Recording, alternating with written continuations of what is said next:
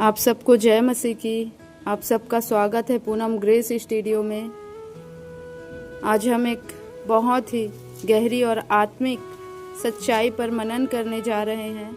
यीशु मसीह ने जो पहाड़ी उपदेश में कहा था वो है, धन्य है वे जो धर्म की भूख और प्यास रखते हैं, क्योंकि वे तृप्त किए जाएंगे।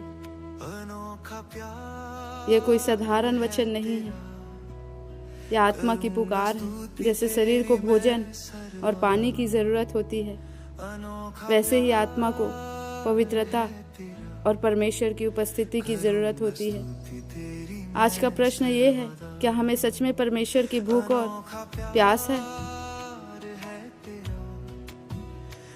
धर्म की भूख और प्यास का अर्थ, धर्म का अर्थ सिर्फ नियम नहीं है।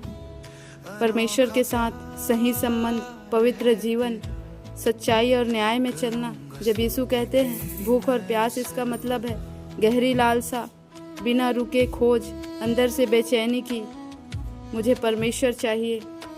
जैसे एक भूखा व्यक्ति भोजन के बिना शांत नहीं हो सकता, वैसे ही एक आत्मिक व्यक्ति परमेश्वर के बिना संतुष्ट नहीं हो सकता। जब हम देखते हैं भजन संहिता 42:1 में वचन कहता है, जैसे हिरनी जल की धाराओं को तरसती है, वैसे ही मेरा मन तुझको चाहता है। संसार की भूख बनाम आत्मा की भूख। आज दुनिया में लोग बहुत सी चीजों के पीछे भाग रहे हैं, पैसा, प्रसिद्धि, रिश्ते, सोशल मीडिया, सुख सुविधा। लेकिन यीशु कहते हैं मनुष्य केवल रोटी से नहीं जिएगा। संसार की भूख कभी पूरी नहीं होती।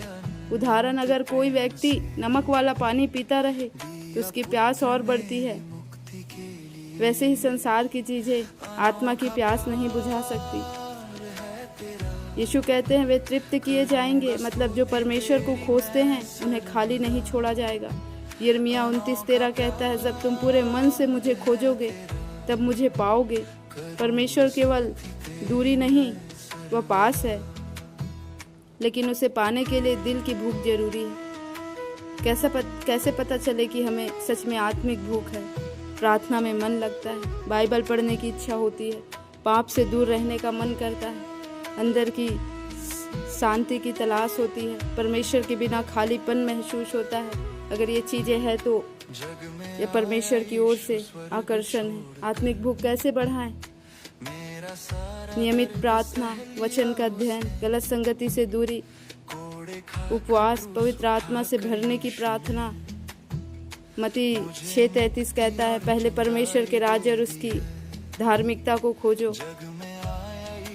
कुछ चीजें हमारी आत्मिक भूख को खत्म कर देती है। पाप में जीवन, फोन और सोशल मीडिया का अत्यधिक उपयोग, आत्मिक आलस, अभिमान। जब दिल भर जाता है संसार से, तब परमेश्वर की भूख खत्म हो जाती है।